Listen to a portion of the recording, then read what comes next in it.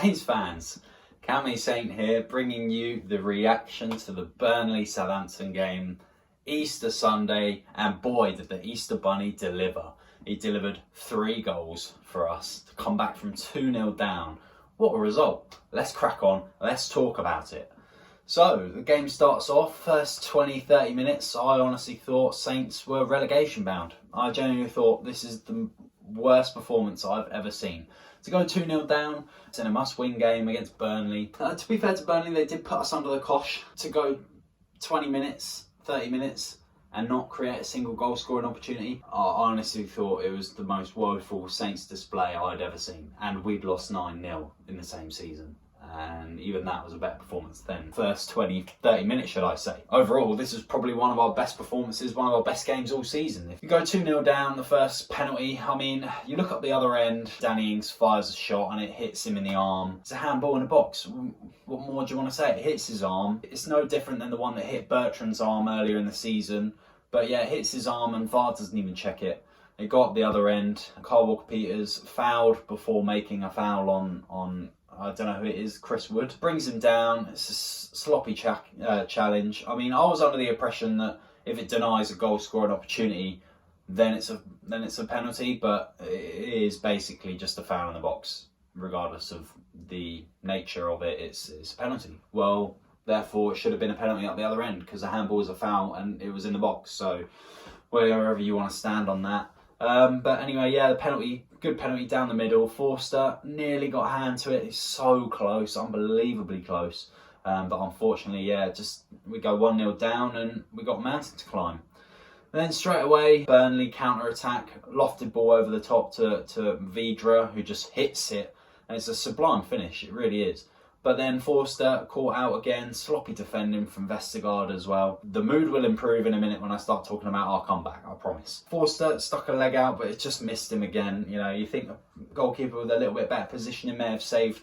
I'm not saying might have saved the penalty because it was straight down the middle, but that one you could have probably saved with his foot. But it was a lightning. It was a very far shot. And credit to Vidra, credit to Burnley. That was a very good and well-taken opportunity and a very well-taken goal.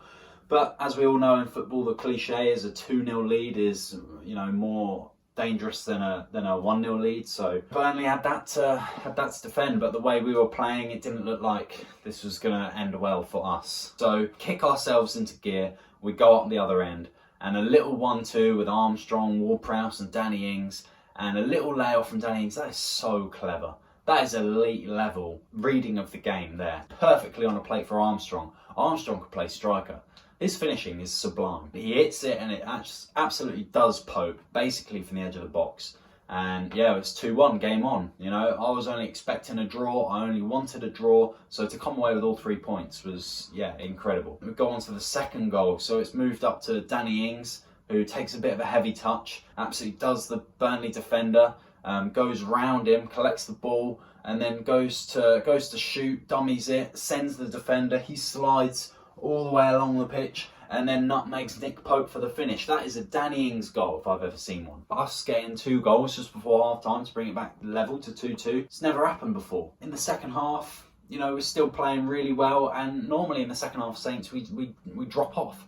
But I think a lot of credit has to go to the fact that THEO Walcott was on the pitch. We're playing so well, he comes out due to injury, and then all of a sudden we start playing poor. Doesn't make sense. He's back and we come back from 2-0 down to win 3-2. We haven't done that in 5 years. And the last time we did that was at home to Liverpool. The third goal, Walcott had a few chances. You know, he had an opportunity to lay it to Redmond on a plate and instead decided to swivel and shoot, which fair enough. You know, he thought he could do it, but he's not the player he once was. But still, he provides so much, but looks like he's providing so little.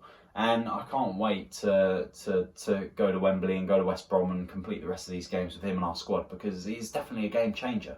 And there are talks of him staying at the end of the season, which would be fantastic. James Ward-Prowse has it on the edge of the box, decides to take a shot, hits the crossbar, bounces off the line, sort of an England-Germany World Cup game. Lampard strikes the bar and it goes over the line. It didn't go over the line, goal line tech was on it, and then it bounces up and Danny Ings, not enough power in the header to get it over the line, and it's headed back and out for a corner.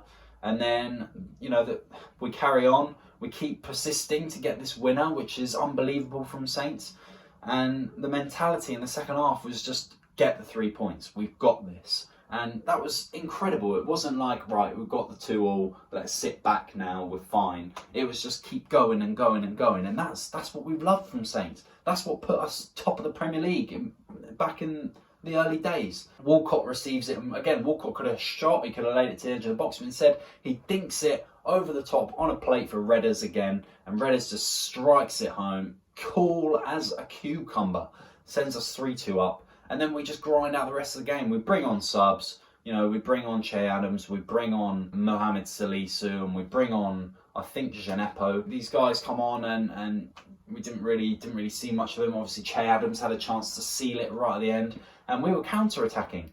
It's not like we stopped after we went 3-2 up. We decided, we'll sit back, we'll absorb some of the pressure, and we'll hit them on the break. They want to get a winner, and they nearly did. Chris Wood right at the end, header down, cross comes in.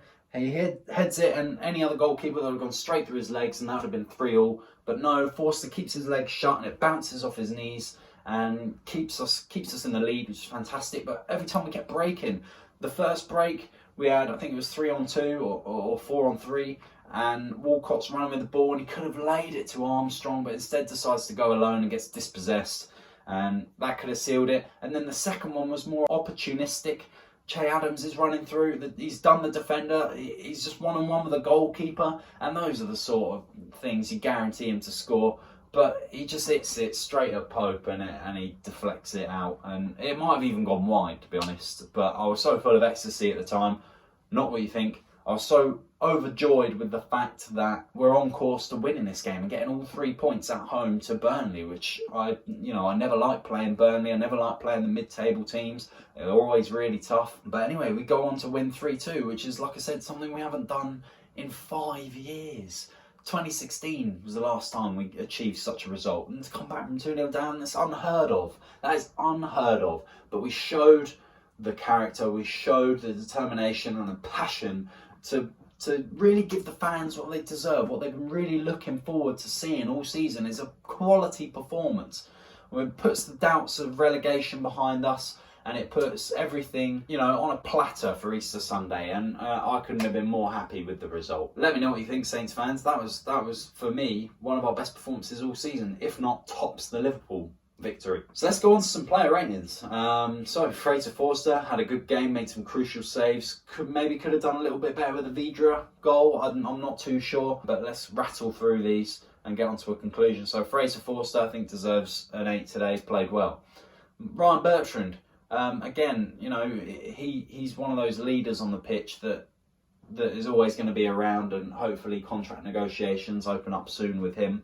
And yeah, he played well, 7. Vestergaard and Bednarak. Vestergaard, a bit sloppy for the first 20-30 minutes, but then managed to lock it down a little bit. I'll give him a 7. And then Bednarak, I think, is starting to become someone really, really good at the club. I maybe thought earlier in the season that he was the problem, but he's really become a mainstay under Ralph Hasenhüttl, and he's definitely improving. So, he played well today. I think I'll give him a 7 as well. On the right, Kyle Walker-Peters still not back to his best a little bit, I think. I mean, he's getting more in to running at defenders on that right-hand side, and he's got the cover to do it, which is great. But I feel like, he's still getting back to his best before his injury. So I think Kyle Walker-Peters deserves a 7. James Ward-Prowse and Ibrahima Diallo. James Ward-Prowse had a fantastic game. Good efforts on goal. Definitely the confidence from the England match and international duty is coming through, and yeah, he really wanted to get a goal on his return to the club, and yes, great. Ward-Prowse played amazing. Give him an 8. Diallo, didn't really see him too much. I mean, I'm sure he was there kicking a ball about, but I watched the whole game. There was nothing from Diallo that made me go, "Oh, what a player!" Like I said, he's probably still getting back into it, and I'm sure we'll see more of him in the West Brom game and the semi-final. So Ibrahim Diallo gets a 7. Theo Walcott. Man, this guy is just, he's so good. It's a shame we couldn't get him a year earlier. Theo Walcott played well, obviously got the assist for Redders and did so much more than that anyway. So I think Theo Walcott deserves an 8. He played really well. And then on the right hand side we had Stuart Armstrong. Stuart Armstrong obviously set up multiple chances for us to nick a goal, and he scored that amazing finish set up by Danny Ings. And what can I say? He's a fantastic player and he deserves all the praise he can get. I'll give Stuart Armstrong a 9. Danny Ings and Nathan Redmond. Danny Ings he looks like he's coming back to his best. And what solo goal to nick it past the defender and slot it between England's #1's legs. I mean, you just don't do that. Fair play to him. We give Danny an 8. Nathan Redmond, another goal. You know, he's got 3 and 2 for us now, old Redders, and yeah, he's really playing out of his skin. And earlier in the season, I was calling for his head. A number of Saints fans were calling for his head, and he's definitely stepped it up. I don't know what it is. I don't know what he's eating. Perhaps it's an extra loaf of Weetabix in the morning, but who knows? You know, he's definitely doing something right, and Hasenhüttl's getting the most out of it. Redders, I think gets a 9 today. Man of the match, I think, has to go to Stewie Armstrong. I think he was just an absolute catalyst today. Just picked up the ball and just kept running and running and running. Has energy to burn. Like I said a few weeks ago, he literally, at the end of one match, he can go on and play another 90 minutes. What a fantastic performance from everyone involved. But 3-2, Saints fans. 3 points on the board, getting closer to that safety mark. West Brom next. I'll do a preview for West Brom this weekend. But yeah, guys, let me know what you think of the result. Let me know how you were feeling when we went 2-0 down and then brought it back. Were you as woeful as me? Were you thinking, oh no, we're not going to come back from this? Because I definitely was. But yeah, it was a fantastic display, fantastic performance. I'm very pleased that the lads were able to pull themselves together. But anyway, guys, West Brom next. Let's hope for another 3 points there, and let's keep our heads up because we've got semi-final to look forward to. Hopefully everyone stays fit and we can cruise to a day out at Wembley we can all love to remember. So thank you for listening, thank you for watching, guys. Remember to like, comment and subscribe and show your support. It really means a lot. That like button does more than you think it does, and yeah, it's great. And I appreciate every 22 subscribers that I do have. Thank you for watching my videos. I love making them, and it's great to see that they're being well received too. So anyway, enough soppiness.